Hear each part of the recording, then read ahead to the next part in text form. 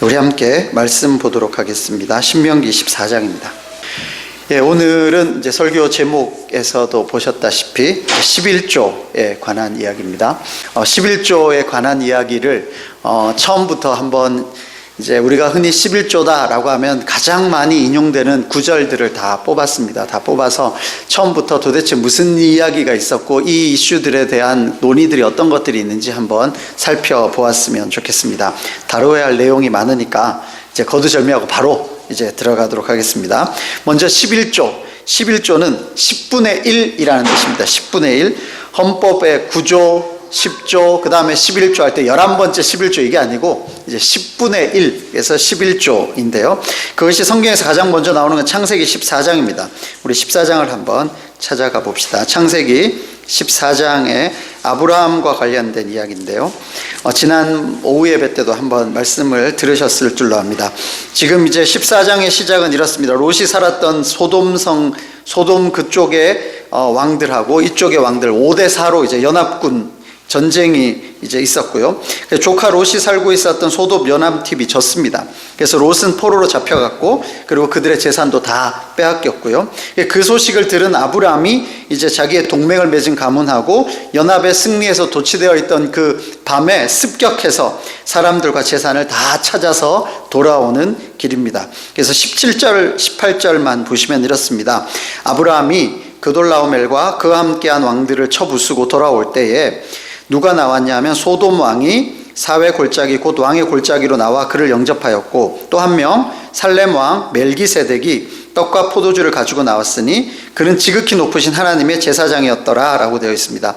이 살렘 왕 멜기세덱이 누군지는 정말 설명을 하기가 어렵습니다. 히브리서에서도 이 멜기세덱에 대해서 설명해 주기는 했는데 설명해 줬는데 더 어렵습니다. 뭐냐면 이 멜기세덱은 살렘 왕이고 지극히 높으신 하나님의 제사장이고 아버지도 없고 어머니도 없고 족보도 없고 시작도 없고 끝도 없고 영원히 있는 제사장이다. 이래가지고 더 어렵게 우리에게 설명해 주고 있습니다. 그래서 학자들도 이 사람이 누군지 잘 알 수 없고 신비로운 존재로만 알고 있는데요. 자, 그 멜기세덱이 이제 아브라함에게 와서 하는 말이 19절인데요.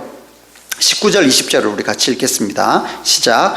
그가 아브라함에게 축복하여 이르되 천지의 주제이시오 지극히 높으신 하나님이여 아브라함에게 복을 주옵소서.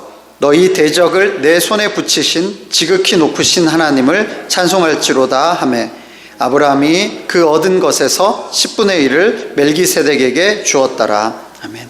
자, 이 부분을 가지고 이제 11조 제일 처음에 이르게 있었다라고 이제 이야기하는 구절로 많이 인용이 되는데요. 일단 처음부터 한번 보시면은 여기에서 갑자기 이제 10분의 1이라는 게 나왔지 않습니까? 이 갑자기 10분의 1이 어디서 나왔는가? 왜냐하면 레위기나 보면은 10분의 1은 한참 뒤에 나오는데 아브라함은 갑자기 5분의 1도 아니고 10분의 1 아니면 우리로만 15% 20% 여러 가지가 있을 텐데 서로 협상하는 것도 아니고 그냥 갑자기 10분의 1을 이제 드렸다라는 겁니다. 그래서 여러 자료들을 확인해 본 결과 이때 그 고대 근동 지역에서 우리가 말하는 주종 관계, 그죠? 위에 이제 주군이 있고 봉신이 있으면은 이제 밑에서 그분에게 내가 당신의 백성입니다라는 걸 표현할 때 10% 그러니까 10분의 1을 드린 겁니다. 고대 근동에서 그게 가장 일반적으로 10분의 1을 드리면 이 주군은 자치권과 혹은 보호권을 이제 발동하고 이제 밑에 있는 사람은 자기는 그 사람의 보호 아래 있는 사람이다라는 것을 이야기하죠. 10분의 1이 가장 보편적이었던 것 같아요. 왜냐하면 다른 데 보면은 창세기에 또 요셉이 애굽의 총리가 되었을 때 흉년이 다 지나고 사람들에게 토지도 다 사고 마지막에 더 이상 팔 것도 없을 때 그 사람들한테 땅을 주고 그리고 그 사람들에게서 몇 분의 몇을 받았냐면 5분의 1을 받아요. 5분의 1을 이제 받는데 그때 그 사람들이 할 때 은혜롭다. 너무 후하게 잘 쳐줬다 그럽니다. 그러니까 가혹한 정도가 아니죠. 우리나라 조선시대 후기 때는 한 100여 년, 150년 전에는 몇 %였을 것 같습니까? 국사 시간인 것 같은데 병작 반수제 이런 거 있습니다. 50%입니다. 그러니까 이제 소산물의 50%를 지주한테 줘야 되는 거죠. 10분의 1이 무슨 가혹한 것도 아니고, 그리고 고대 근동에서 가장 일반적으로 10분의 1, 뭐 지금처럼 수학이 발달하고 계산이 발달해서 막 15점 몇 프로 막 하고, 또 우리 뭐 지금 이야기해도 환급 받고 이럴 그런 복잡한 계산이 없거든요. 거의 대부분이 10분의 1 아니면 5분의 1, 이 두 가지가 제일 많았는데, 그 중에 이제 10분의 1을 아브라함이 멜기세덱에게 바쳤다라는 이야기가 나옵니다. 이 바쳤다라는 이야기는 결국 그 하나님의 백성임을 자기가 인정하는 것이 되거든요. 근데 그보다 더 중요한 게 뭐가 있냐면, 이제 19절에 이렇게 되어 있잖아요. 천지의 주제이시오, 지극히 높으신 하나님, 천지를 주관하고 계시는 분이라는 겁니다. 창세기 1장에서부터 지금 사람의 입에서 이런 이야기가 나온 적이 없어요. 하나님이 지금도 천지를 주관하고 계신다라는 표현이 처음 나오는 거거든요. 천지를 창조하신 것은 이제 이야기로 나왔지만 사람들이 그렇게 잘 알지 못하고 있는데, 이 살레망 멜기세덱이 와서 지금 하나님, 여호와 하나님은 천지를 주관하고 계시는 분인데, 지금 네가 승리하고 돌아왔는데 그게 너의 힘으로 인한 승리가 아니라 천지의 주제이신 하나님이 그 대적을 너의 손에 붙이셨다, 혹은 천지의 주제이신 하나님이 너를 도와 함께 하셨으므로 네가 승리하였다라는 것을 말하고 있는 거거든요. 그러니까 아브라함이 10분의 1을 바친다는 것은 천지의 주제이신 하나님을 인정하시는 거죠. 인정하고 있는 거죠. 그러니까 지금 두 가지 의미입니다. 현재도 천지를 주관하고 계시는 하나님이 나와 함께 하셔서 이 승리를 거두게 하셨다라는 것 하나와, 나는 그분의 백성이다라는 두 가지 의미를 가지고 10분의 1을 여호와의 제사장에게 자원하여 드리게 된 것입니다. 이것이 첫 번째인데요. 그리고 또 여기서 중요한 것은 그 뒤에 보면 재미있는 표현이 있습니다. 21절에 이제 소돔 왕이 아브라함에게 말합니다. 사람은 내게 보내고 전리품, 물품은 당신이 가져가십시오. 그랬을 때 아브라함이 소돔 왕에게 말합니다. 뭐라고 되어 있죠? 천지의 주제시오, 지극히 높으신 여호와께. 그러니까 지금 금방 배웠잖아요. 금방 살레망한테 배운 게 천지의 주제이시오, 지극히 높으신 하나님, 그분이 너를 도우셨다라는 걸 금방 배웠거든요. 그러니까 이제 소돔 왕한테 똑같이 이야기합니다. 천지의 주제이시오, 지극히 높으신 여호와, 나는 그 천지의 주제이시오, 지극히 높으신 여호와의 백성으로서 당신의 그 전리품 내가 가지고 갈 필요 없다. 당신에게 다시 주겠다. 그러니까 우리와 함께 수고했던 이 사람들의 몫은 이 사람에게 가지는 것을 내가 막을 수는 없지만, 내가 이 사람들까지 뺏어가지고 당신한테 주는 건 아니지만, 내가 가져야 할 목, 마땅히 내가 누려야 할 그 복에 관한 부분 혹은 전리품에 관해서는 내가 나의 것으로 하지 않고, 그때 당시에 이 사람이 가장 약한 사람이겠죠. 패전국에게 그것을 그냥 돌려주는 겁니다. 그러니까 나는 천지의 주제이시오, 지극히 높으신 하나님의 백성으로서 배포 있게 이거 가져갈 필요 없어. 이거 당신에게 다시 돌려드립니다. 바로 배우는 거죠. 그러니까 지금 이 한 구절에서 우리가 뭐 11조의 유래를 저 위에까지 찾아가지고 이렇게 옛날부터 11조가 있었다 이렇게 인용하는 구절로 삼기보다는, 왜냐하면 그냥 레위기에서 하나님이 11조 내라 그랬으니까 내는 게 끝이지 뭐 거기에서 더 설명할 필요가 없거든요. 그게 아니라 그 첫 번째 장면에서 뭐가 있냐면, 천지의 주제이시오, 지극히 높으신 하나님이 나와 함께 하셔서 나의 승리가 하나님의 것이었음을, 이 모든 것이 하나님의 것임을 인정하는 것이고, 또한 동시에 그 하나님의 백성이라는 것을, 그 하나님 앞에 11조를 드림으로써 나는 하나님의 백성입니다 라는 것을 인정하는 거죠. 그리고 동시에 나는 그 하나님의 백성으로서 이것을 나의 것으로 삼는 것이 아니라 가장 약한 소돔왕, 그때 당시 가장 실패했던 그 사람에게 나눠주는 겁니다. 이것이 11조의 첫 번째 모습이라고 할 수 있을 겁니다. 그리고 이어서 우리 두 번째 모습을 한번 찾아봅시다. 야곱과 관련되어 있는데요. 창세기 28장입니다. 창세기 28장. 야곱은 이제 아버지와 형을 속이고 도망가고 있는 장면입니다. 28장 10절 이하에 베델에서 이제 꿈을 꾸게 되죠. 꿈에서 사닥다리가 땅에서 이제 하늘로까지 꼭대기까지 서 있는 것을 봤고, 그리고 그 안에서 이제 여호와를 보게 되는 거죠. 그래서 13절에 또 본즉 여호와께서 그 위에 서서 이르시되 나는 여호와니 너의 조부 아브라함의 하나님이요 이삭의 하나님이라. 네가 누워있는 땅을 내가 너와 내 자손에게 주겠다. 이런 약속을 듣게 되고, 그리고 두려워하고 거기에서 서원합니다. 20절에 야곱이 서원하여 이르되 하나님이 나와 함께 계셔서 내가 가는 이 길에서 나를 지키시고 먹을 떡과 입을 옷을 주시어 내가 평안히 아버지 집으로 돌아가게 하시오면 여호와께서 나의 하나님이 되실 것이요. 여호와께서 나의 하나님이 되실 것이다 라는 표현은 현재는 여호와는 나의 하나님이 아니라는 거죠. 그렇지만 나를 보호해 주시면, 당신이 저에게 이러이러한 복을 주시면 제가 하나님으로 섬기겠습니다 라는 뜻입니다. 근데 하나님으로 섬기겠다는 그 확증의 내용이 뭐가 있냐면, 내가 기둥으로 세운 이 돌이 하나님의 집이 될 것이요 하나님께서 내게 주신 모든 것에서 10분의 1을 내가 반드시 하나님께 드리겠습니다. 그러니까 야곱도 10분의 1을 드린다고 자기 입으로 이야기하잖아요. 여기서 하나님하고 5분의 1 할까요? 10분의 1 할까요? 협상하는 게 아니라 제가 하나님의 백성이라는 것을 드러내기 위해서 제가 인정하는 것으로 10분의 1을 하나님께 드리겠습니다 라고 이야기합니다. 근데 이제 여기에서 좀 안타까운 게, 우리도 그렇지만 야곱이 이 약속을 지켰느냐? 지킨 것 같지는 않고요. 우리도 이런 식의 기도 많이 하잖아요. 이번 일만 잘 되면 뭘 하겠다. 그죠? 근데 화장실 갈 때랑 나올 때랑 참 많이 다르고, 그래서 이 11조가 야곱도 지켰다 이런 구절이라기보다 11조를 가지고 하나님하고 딜하고 있는 그런 장면으로 보이기도 합니다. 그렇지만 여기서 하나 확실한 것은, 제가 하나님의 백성입니다 혹은 당신이 저의 하나님이다를 표현할 때 뭘로 표현하느냐? 제가 10분의 1을 드리겠습니다 라는 것으로 하나님의 백성임을, 나의 하나님을 인정하는 그 공식적인 어떤 확인 절차로 10분의 1을 드렸다라는 것을 확인해 줄 수 있고, 또 이렇게 딜하고 또 제대로 하지 않고, 그렇다고 하나님이 쉽게 말해 11조 너 왜 안 내? 그래서 하늘에서 날벼락 내리고 이러진 않으셨단 말이죠.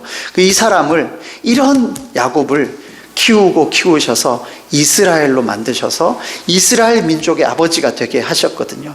이런 부족한 모습이 있었지만 그것 탓하지 않으시고 언젠가는 키워서 이 사람의 입에서 나를 기르시는 하나님, 나를 위기에서 환난 날에서 건지신 하나님이라는 그 고백이 나올 때까지 하나님은 야곱을 이스라엘에게 키워내셨습니다. 자, 그것은 다음에 또 말씀을 나누기로 하고, 지금 여기에서 중요한 것은 내가 하나님의 백성입니다 혹은 하나님은 여호와는 저의 하나님입니다를 표현할 때 사용했던 방법이 11조를 바치는 것이었습니다. 그리고 나서 이제 구체적으로 11조에 관한 규례는 레위기에 27장 이하에 나오는데 시간 관계상 조금 자세하게 나온 민수기만 살펴보겠습니다. 민수기 18장입니다. 민수기 18장 21절 이하인데요. 21절에 이렇게 되어 있습니다. 내가 이스라엘의 11조를 누구에게 기업으로 주었습니까? 레위 자손에게 기업으로 다 주었습니다. 그래서 그들이 하는 일, 곧 회막에서 하는 일을 갚습니다. 레위인이 회막에서 하는 일에 대한 대가로 11조를 그들에게 주었다라고 되어 있죠. 31절에 더 분명하게 이렇게 되어 있죠. 너희와 너희의 권속이 어디서든지 이것을 먹을 수 있으면 이는 회막에서 일한 너희의 보수임이니라 라고 해서 회막에서 섬기는 레위인에게 이것을 보수로 주었다라고 분명하게 나와 있습니다. 그리고 위로 28절에 올라가면 이렇습니다. 너희는, 그러니까 레위인들은 이스라엘 자손에게서 받는 모든 것의 11조 중에서 여호와께 거제로 드리고 여호와께 드린 그 거제물은 제사장 아론에게로 돌려라 라고 해서 11조를 레위인이 받습니다. 그리고 그 중에 11조는 다시 제사장에게 돌려주는 거죠. 그래서 성막이라는 곳에서 일하고 있는 제사장과 레위인들을 위해서 11조를 사용하라라고 명확하게 첫 번째의 사용 목적 혹은 용처를 우리에게 알려주고 계십니다. 그래서 이제 그냥 회막과 관련된 일이라고 하면 이제 회막의 유지 보수도 포함이 되었을 걸로 압니다. 그리고 나중에 솔로몬의 성전이 지어지고 나서는 아마 유지 보수하는 비용이 훨씬 더 많이 필요했겠죠. 그리고 또 더 커졌으니까 거기에서 일하는 사람들도 훨씬 많아졌겠죠. 그래서 이제 성전이 커지면서 레위인들과 제사장들 그리고 성전의 유지 보수를 위한 모든 비용을 11조를 가지고 써라 라고 처음에 이렇게 말씀하고 계십니다. 그러고 나서 오늘 우리가 읽은 본문인 신명기 14장을 보시면 두 번째 사용처가 나옵니다. 신명기 14장 28절 29절입니다. 14장 28절 29절 같이 함께 읽겠습니다. 시작. 매 3년 끝에 그의 소산의 10분의 1을 다 내어 내 성읍에 저축하여 너희 중에 분깃이나 기업이 없는 레위인과 내 성중에 거류하는 객과 및 고아와 과부들이 와서 먹고 배부르게 하라. 그리하면 내 하나님 여호와께서 내 손으로 하는 범사에 내게 복을 주시리라. 아멘. 자, 여기는 한 번 더 나와요. 3년마다 10분의 1을 더 냅니다. 그러니까 매년 10분의 1을 내고 3년에 한 번은 10분의 1을 다시 내요. 그래서 그것을 저축해 둡니다. 저축해 두는데 이거 가지고 뭐 하냐면 분깃이나 기업에 없는 레위인과 또 내 성중에 거류하는 객과 및 고아와 과부들이 와서 먹고 배부르게 하라. 자, 그러니까 누군가를 도와주잖아요. 일종의 사회보장제도와 같단 말이에요. 근데 사회보장제도를 베푸는데 안 굶어 죽을 만큼, 우리로 말하면 최저생계비로 지원하는 게 아니라 먹고 배부를 만큼 주라는 겁니다. 그러니까 지금 우리 집에 먹을 거 있고 또 주머니에 돈 있으면 배고파도 덜 배고프다 그랬잖아요. 그죠? 한 끼 건너뛰어도 돼요. 요즘은 또 다이어트 한다고 건너뛴단 말이죠. 그런 거 말고 정말 먹을 거 없어서 힘든 사람한테 아이고 나도 고생해봤어, 한 끼 굶어도 안 주고, 이런 식으로 이야기하지 말고 그들이 먹고 배부를 때까지 줄 수 있을 만큼 3년에 한 번은 저축해서 가장 약한 사람인 부모 없는 아이, 남편 없는 여자, 그 다음에 일가 친척 없는 외국인, 그리고 그 이스라엘 땅에서 분깃이 없는 레위인, 이들을 위해서 배부르게 그들이 먹을 수 있도록 준비해 주라라는 이야기입니다. 그래서 사회적인 약자라고 할 수 있고 소외된 계층이라고 할 수 있는 이들을 위해서 특별히 11조를 써라라고 분명하게 말씀하고 계시는 거죠. 그리고 또 26절에 이렇게 되어 있습니다. 26절 같이 읽겠습니다. 시작. 내 마음에 원하는 모든 것을 그 돈으로 사되 소나 양이나 포도주나 독주 등 내 마음에 원하는 모든 것을 구하고 거기 내 하나님 여호와 앞에서 너와 내 권속이 함께 먹고 즐거워할 것이며. 먹으라는 거예요. 우리 흔히 헌금 가지고 어떻게 먹는 데 씁니까? 이렇게 아니요, 여기 11조의 처음에 함께 먹고 즐거워하라고 분명하게 말씀하고 계십니다. 23절에도 이렇게 되어 있습니다. 제일 뒤에 보면은 11조를 먹으며 또 내 소와 양의 처음 난 것을 먹고 내 하나님 여호와 경외하기를 항상 배울 것이니라. 그 11조를 가지고 가족들이 함께 모여서 먹는 것을 가지고 여호와 경외하는 것을 배운다는 겁니다. 이해가 되십니까? 11조를 이걸 어떻게, 헌금을 어떻게 이거 가지고 이거는 거룩하기 때문에 손도 못 대, 이게 아니라 그거 가지고 그 냈던 그 사람들이, 그 가족들이 함께 모여서 먹고 즐거워함으로 여호와 경외하기를 배우라는 겁니다. 이해가 되시나요? 제가 처음에 선교 여행을 갔을 때 이제 2년 선배, 지금 생각해보면 정말 어려요. 저는 대학교 2학년 때고 그 형은 4학년 때인데 그 형이 $50를 바꿔가지고 이렇게 저한테 손에 꼭 쥐어주면서 이럽니다. 야, 헌금이라고 생각하면서 아무것도 못 사 먹지 말고 이거는 꼭 콜라랑 아이스크림 사 먹어, 이러면서 주고 갔어요. 그때 그 말이 얼마나 고맙던지. 왜냐하면 막 제 선교여행 간다고 누가 뭐 아르바이트해서 주고 뭐 주고 하니까 야, 이걸 감히 어떻게 쓸까 막 이렇게 벌벌 떨린단 말이에요. 근데 그 형이 딱 주면서 콜라랑 아이스크림 사 먹어, 딴 데 쓰지 마, 이러더라고요.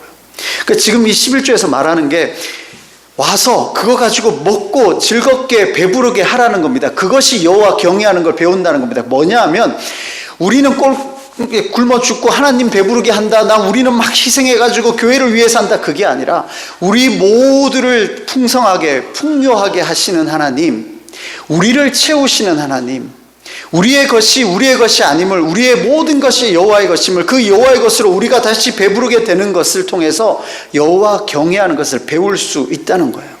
네 거 내 거 다 따로 하고 그 다음에 나 요만큼 내고 10%냐 뭐 계산기 두드려가면서 그런 거 이야기하지 말고 풍성히 내고 그거 가지고 함께 즐겁게 배부르게 먹으며, 너희들만 먹고 배부르지 말고 레위인과 고아와 과부와 객들과 함께 모두 함께 즐겁게 배부르게 먹어서 그것을 통해서 여호와 경외하기를 배우라는 겁니다.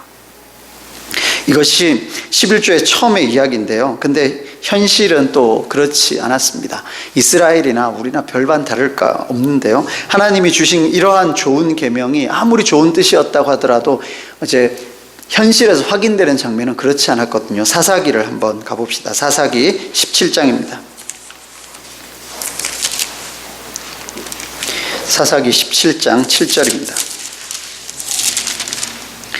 일단 사사기 17장이라고 하니까 이제 모세가 죽고 여호수아가 죽고 사사기가 돼서 그것도 한참이 지난 17장 같은데, 사사기 17장의 시대적 배경이 언제인지부터 먼저 확인해 보겠습니다. 18장 1절에 같이 읽겠습니다. 18장 1절입니다. 시작. 그때에 이스라엘에 왕이 없었고 단 지파는 그때에 거주할 기업의 땅을 구하는 중이었으니 이는 그들이 이스라엘 지파 중에서 그때까지 기업을 분배받지 못하였습니다. 아직 땅 분배도 덜 됐는, 여호수아가 죽고 나서 얼마 되지 않은, 여호수아 시대부터 거의 한 세대 정도밖에 지나지 않았을 때의 이야기입니다. 자, 그럴 때에 17장 7절에 유다 가족에 속한 유다 베들레헴의 한 청년이 있었으니 그는 레위인으로 거기서 거류하였더라. 거류하였다 하고 거주하였다 하고 다르죠. 거주하였다는 건 자기 집이 있는 거고, 거류하였다는 건 자기의 집은 없고 일단 거기에 머물러 있는 겁니다. 자, 지금 레위인에게 땅을 주라고 했잖아요. 여호수아에서 땅을 분배하라 그랬단 말입니다. 근데 레위인에게 땅을 주지 않았어요. 심지어 원래부터 자기 땅이었으면 또 모릅니다. 원래 가나안은 자기들 땅이 아니잖아요. 하나님이 주신 땅이잖아요. 하나님이 주신 땅을 분배할 때 레위인 몫은 따로 떼서 레위인들 주라고 했는데 제대로 안 지켜진 것 같아요. 그래서 레위인이 살 곳이 없었어요. 살 곳이 없어서 떠돌아다니고 있는 중이란 말이에요. 그리고 나서 9절에 떠돌아다니다가 미가라는 사람을 만났는데 너 어디서부터 왔느냐 하니 나는 유다 베들레헴의 레위인으로서 거류할 것을 찾으러 갑니다. 저 지금 숙식이 제공되는 직업 찾으러 다니고 있어요. 지금 이 이야기 하고 있는 거거든요. 그래서 미가가 말합니다. 네가 나와 함께 거주하며, 이제 거주하라 그러잖아요. 거주하며 나를 위하여 아버지와 제사장이 되라. 내가 해마다 은열과 의복 한 벌과 먹을 것을 주리라.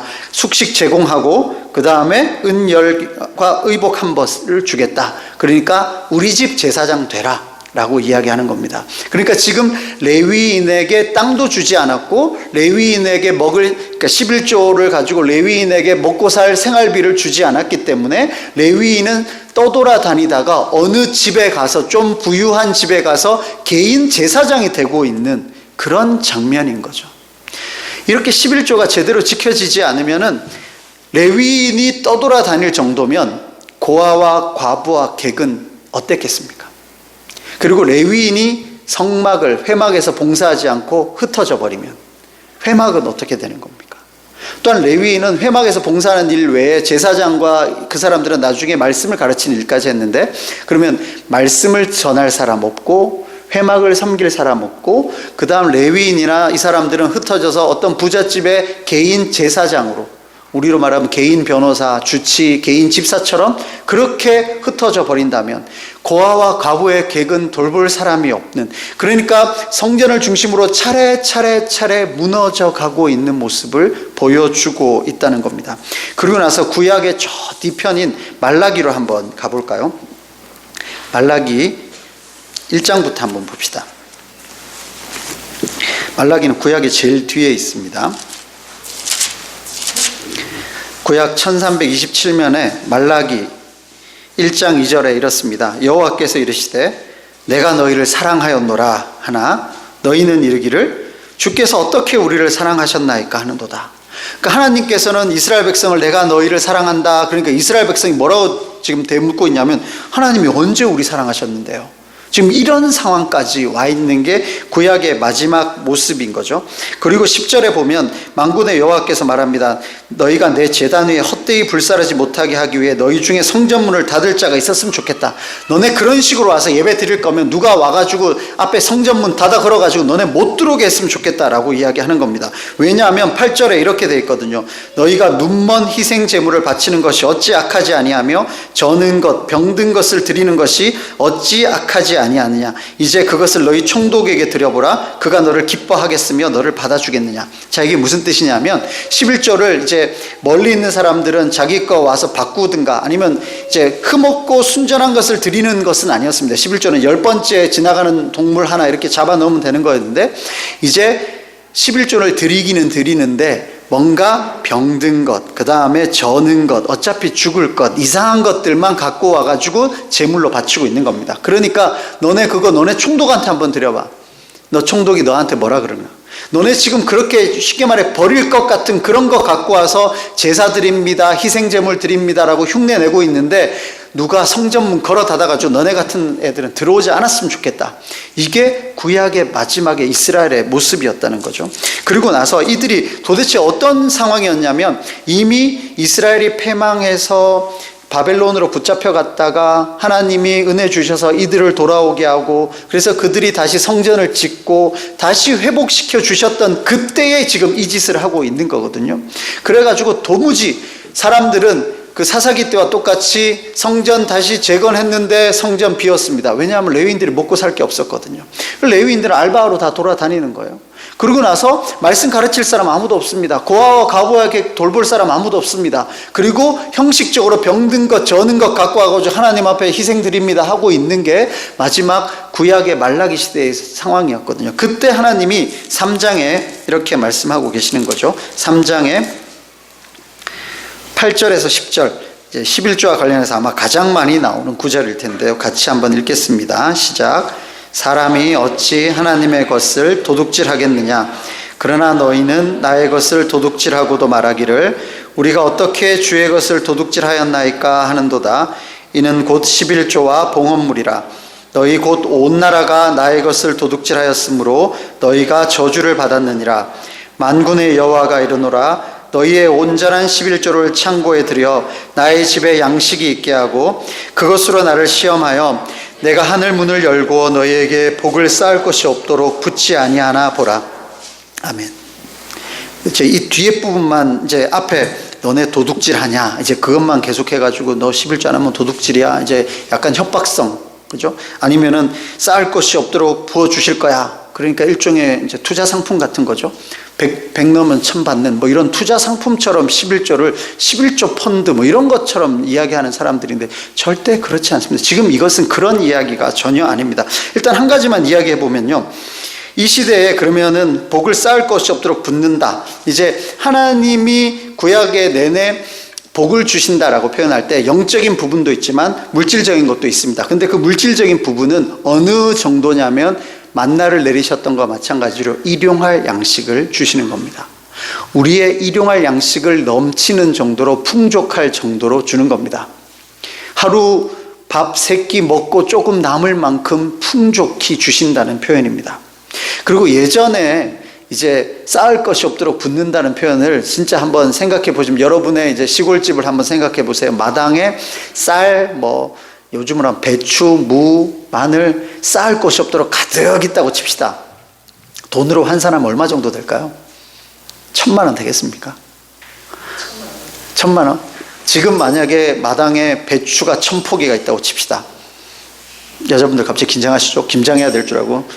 배추 1000포기 김장하는 거는 축복인가요? 재앙인가요? 그렇게 먹을 것이 쌓을 곳이 없을 정도로 주겠다라는 표현은 우리의 필요를 채우시겠다는 거죠. 성경에서 말하는 복은 우리의 욕망을 채우는 것이 아닙니다. 우리의 욕심, 탐욕을 채우기 위해서 주시겠다는 게 아니라 우리의 필요를 채우기 위한 만큼 주시겠다는 겁니다. 그리고 또 하나 성경에서 말하는 복은 나 개인, 우리 지갑, 내 지갑 하나 100만 원, 1000만 원 넣어주신다는 의미보다 이 공동체가 그렇게 복을 받을 것이다라는 것이 중요한 거예요. 뭐냐면 11조가 제대로 드려지면 말씀이 제대로 선포될 것이고 성전이 회복될 것이고 제사장과 레위인이 살 수 있으면서 말씀을 선포하게 될 것이고 또 고아와 과부와 객이 그 성중에서 굶어 죽는 사람이 없게 되는, 그래서 이 모든 사람들이 함께 배부르게 먹고 즐거워하게 되는 복을 누리게 될 거라는 겁니다. 그것이 12절에 이렇게 되어 있습니다. 너희 땅이 아름다워짐으로, 혹은 어떤 번역에는 너희 땅이 즐거운 땅이 됨으로 라고 되어 있습니다. 너희 땅이 아름다워짐으로 모든 이방인들이 너희를 복되다 하리라. 밖에 사람들이 봐도 야, 저 나라 사람들은 뭔가 다르다. 저 사람들은 왜 저렇게, 우리로 말하면 거지가 하나도 없다. 저 성중에는 굶어 죽는 사람이 한 명도 없다라는 겁니다. 이런 11조의 레위기에 있었던 이거 외에도 심지어 우리 가까운 경주 최부자 이런 이야기 많이 들어보셨죠. 그 사람이 가온 중에 심리 안에 굶어 죽는 사람 없게 해라. 그거 있잖아요. 또 뭐 그런 내용도 있잖아요. 흉년에 땅 사들이지 마라. 우리 같으면 투자의 적기다 뭐 이러면서 더 사들일 텐데 흉년에 땅 사들이지 마라. 너 주변에 굶어 죽는 사람 없게 해라. 그리고 진사 이상의 벼슬 올라가지 마라. 돈과 권력을 한꺼번에 지지 마라. 뭐 이런 이야기들이 그냥 일반 일개의 부잣집 아저씨의 입에서 나온 게 그 정도인데, 하나님이 우리에게 가르쳐 주신 이 11조가 제대로 지켜진다면 성전에서부터 차례대로 고아와 과부에게 가장 약한 그 사람들에게까지 복이 흘러 내려가서 이 땅 전체가 아름다워져서 결국 이방 나라들이 보면서 이 땅은 왜 이렇게 복되냐라고 말하게 될 거다라는 이야기입니다. 그것이 11조의 온전한 정신이 되는 거죠.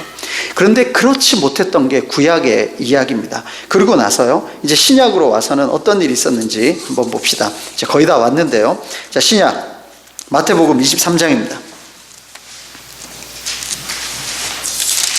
마태복음 23장 23절입니다. 신약성경 40페이지 마태복음 23장 23절 같이 읽겠습니다. 시작. 화 있을진저 외식하는 서기관들과 바리새인들이여, 너희가 박하와 회향과 근처의 11조는 들이되 율법에 더 중한 바 정의와 긍휼과 믿음은 버렸도다. 그러나 이것도 행하고 저것도 버리지 말아야 할지니라. 아멘. 자, 여기서 나오는 박하와 해양과 근체는 그냥 이제 텃밭에 나오는 것 정도입니다. 우리로 말하면 깻잎 여기 그냥 심고 고추 마늘 정도, 그러니까 농사 짓는 게 아니고 자기 먹을 만큼 그냥 먹을 만큼 지었던 그거에 11조까지 떼면서 라는 이야기죠. 지금 우리로 이야기하면 그냥 그겁니다. 계산기 갖다 놓고 이제 네트냐 그로스냐 세전이냐 세우냐 막 그거 계산하고, 아니면 세금 환급 받았으면 이거 가지고도 11조를 냅니까 뭐 이런 거 고민하고 있는데, 그래 잘한다, 그렇게까지 열심히 11조 내는 거 그래 좋다. 근데 뒤에 뭐라고 돼 있냐면 그것보다 더 중한 정의와 긍휼과 믿음은 버렸다.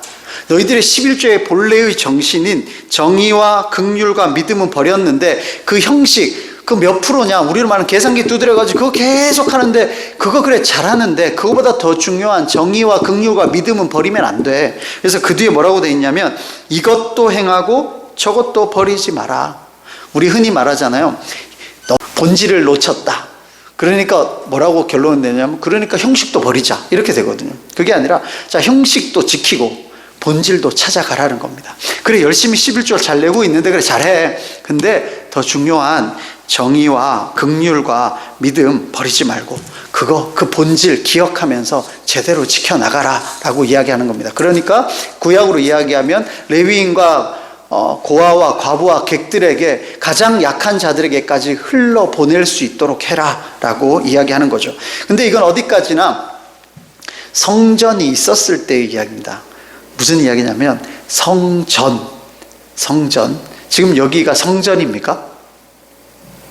여기는 성전이 아닙니다. 성전은 없어요. 성전은 예수 그리스도의 십자가 이후에 성전이 없습니다. 구약 시대는 성전을 중심으로 모든 게 이루어졌던 성전 중심의 종교였다면 우리는 십자가 중심의 종교이고 우리가 성전인 거죠. 교회라는 말도 엄격히 말하면 우리가 교회인 겁니다. 우리가. 그런 가장 쉬운 예로 사람들은 가족이잖아요. 가족이고 살고 있는 집, 그러니까 가족과 집은 다르죠. 엄격히 말하면 지금 우리가 교회입니다. 우리가 교회고 이 건물은 뭡니까? 예배당입니다. 예배당.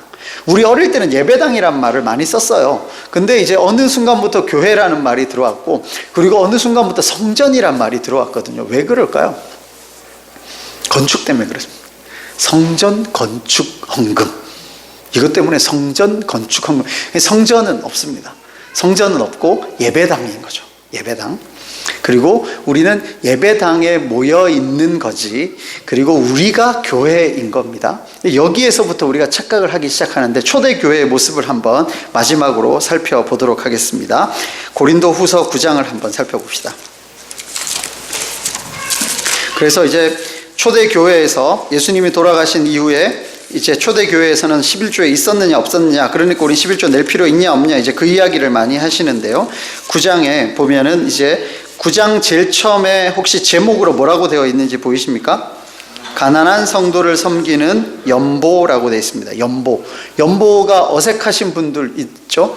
근데 연보를 썼던 세대도 있죠. 저희 어릴 때만 해도 연보라는 말을 많이 썼습니다. 헌금이란 말은 잘 쓰지 않았고 연보라는 말을 썼는데, 연자가 이제 버리다 혹은 뭐 희생하다, 바치다 이런 동사로 쓰일 때도 있고, 혹은 명사로 세금이란 말을 쓸 때도 연이라고 씁니다. 보자는 이제 꿰매다, 돕다, 고치다 이런 뜻인데요. 연자 앞에는 이제 손수변이 이렇게 있어요. 그래서 손으로 뭔가 한다라는 의미가 많고, 보자는 오드이자가 왼쪽에 쓰여져 있습니다. 그래서 이제 꿰매는 것, 이제 기우는 것, 부족한 부분을 채우는 의미가 많죠. 그래서 연보가 합쳐지면 우리의 손으로 구체적으로 가장 약한 부분을 돕는다라는 의미가 될 겁니다. 그래서 고린도 후서에서는 이제 가난한 성도를 섬기는 연보에 관한 이야기를 하는데, 일단 그때는 성전이 없죠, 더 이상.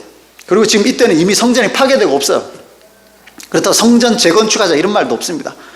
레위인도 없어요. 그죠? 하지만 주의 일을 섬기는 자들을 위해서 그들이 마땅히 먹어야 할 것이 아니냐라는 표현을 분명하게 하고 있죠. 그리고 이제 회복되어야 할 가장 중요한 것 중에 하나는 가난한 성도를 섬기는 데 있어서 연보가 필요하다라고 합니다. 그래서 7절입니다. 9장 7절 같이 읽겠습니다. 시작. 각각 그 마음에 정한 대로 할 것이요 인색함으로나 억지로 하지 말지니 하나님은 즐겨내는 자를 사랑하시느니라. 그래서 8절에 하나님이 능히 모든 은혜를 너에게 넘치게 하시나니 이는 너희로 모든 일에 항상 모든 것이 넉넉하여 모든 착한 일을 넘치게 하려 하심이라. 모든, 넘치는 이 표현이 계속 많이 나오죠. 그리고 이것들이 결국 어떻게 하느냐, 11절에 너희가 모든 일에 넉넉하여 너그럽게 연보를 함은 그들이 우리로 말미암아 하나님께 감사하게 하는 것이라 라고 되어 있습니다. 여기서 그들은 그 연보를 받은 사람이죠. 그러니까 이렇습니다. 하나님이 우리에게 풍성하게 주셔서 그걸 가지고 우리가 풍성하고 넉넉하게 연보를 함으로 우리의 감사함을 표현하게 되는 것이고, 이것을 통해 가난한 자들이 그것을 받음으로 하나님께 또한 감사하게 되는 것이고, 주는 이와 받는 이 모두가 넉넉하고 풍성함으로 하나님께 감사함으로 하는 것, 이것이 연보다라고 이야기하고 있는 거죠. 그래서 이러한 초대교회에서는 11조다 이런 표현보다 연보라는 단어 하나에 모든 것들을 묶었습니다. 그래서 그것으로 가장 필요한 모여야 할 곳의 비용이나 혹은 복음을 전하는 자들에게 쓸 것들이나 혹은 가난한 자들에게 필요한 것들을 이 연보라는 것을 통해서 다 사용을 했습니다. 그래서 이제 어떤 교회는 헌금 봉투가 여러 개 있는 게 아니고 연보 하나로 끝나는 교회들도 있습니다. 이러한 전통들이 쭉 넘어오다가 이제 아이러니하게도 종교개혁이 일어나게 됐던 그 제일 큰 이유가 뭡니까? 성전 건축 헌금 때문에. 그것을 반대하면서 종교개혁이 일어났죠. 성전이 없는 종교인데 성전 건축하겠다고 헌금 걷다가 이건 아니다라고 하면서 종교개혁이 일어났습니다. 그러고 나서 독일 지역에서는 지금도 종교세라는 게 있습니다. 종교세. 그래서 자기 소득세의 7, 8%. 그러니까 소득의 7, 8%가 아니고 소득세의 7, 8%. 그래 그게 계산해 보면 자기 소득의 한 2에서 3%를 자기가 표시합니다. 저는 기독교입니다. 저는 카톨릭입니다. 이렇게 표시하면 그것을 이제 세금에서 걷어 가지고 기독교면 기독교, 카톨릭은 카톨릭 이렇게 줍니다. 그러면 이제 목사는 이제 종교 공무원인 거죠. 그래서 국가로부터 월급을 받게 됩니다. 이제 그렇게 되니까 이제 청교도 혁명했던 사람들이 이거는 다시 종교가 국가에 기속되는 것 같다. 그래서 우리 그렇게 하지 말고 우리끼리 11조를 내서 우리끼리 사례를 드리자라고 해서 독립을 하게 됐고, 그것이 영국에서 미국으로 갔다가 우리나라로 오면서 우리나라는 교회의 초창기부터 11조를 내는 것으로 하게 됐죠. 그것이 지금 한국교회가 여기까지 오게 되는 어쩌면 가장 큰 물론 하나님의 은혜가 가장 컸습니다만 실질적으로 물질적인 가장 큰 것은 11조에 의한 것이었습니다. 선교사들이 다 돌아가고 나서도 방방곡곡에 건물들이 설 수 있었던 예배당이 지어질 수 있었던 것은 그 11조의 힘이 가장 컸습니다. 그렇게 해서 사역자들을 길러내고 그리고 그것으로 인해서 말씀을 증거하고 복음이 흥왕하게 되었던 가장 큰 힘도 11조라고 할 수 있습니다. 그리고 나서 이제 우리가 속한 장로교단은 이제 11조를 내는 것을 이제 헌법에 명시되어 있고요. 이제 순복음 교단 같은 경우는 헌법으로 명시하지 않지만 많이 내는 사람이 복을 많이 받는다라는 식의 설교를 많이 하고요. 우리가 회중교단이라고 하는 그런 회중교회들은 모두가 자유롭습니다. 그런 거 없습니다. 라고 해서 크게 세 가지 유형의 교단이 있습니다. 물론 헌금의 액수는 그 세 개가 아주 큰 차이가 있습니다. 어디가 가장 많을지는 여러분이 충분히 알 수 있을 겁니다.